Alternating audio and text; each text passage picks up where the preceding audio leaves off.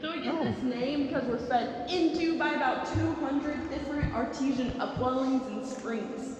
So they didn't know exactly one place where all the water was coming from. It was coming from all those different places. That's why they gave it the name Mystery River. Now we get our name Bluespring because all of this water actually flows into the East Fork of the White River.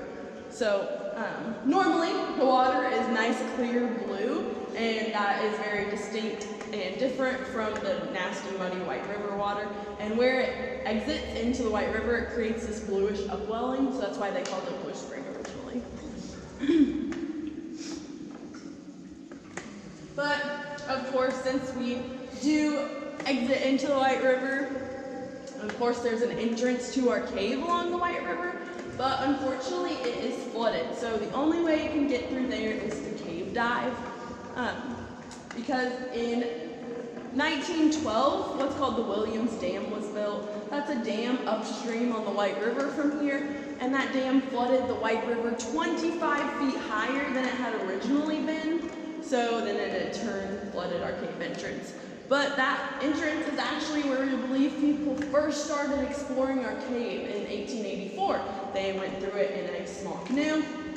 But the problem with that was all they had to light their way were candles, and it was kind of a breeze through there, and their candles kept blowing out. They couldn't keep them lit, so they very quickly turned around and went back. But they did have a long kind of string, and they put weights on it because they were going to try and get the water depth that way. But the current of the water had pulled those strings back so far, they thought the water was like 130 feet deep in that area. It's really only 40, 30 feet, which is still very deep, but not quite as deep as they had thought.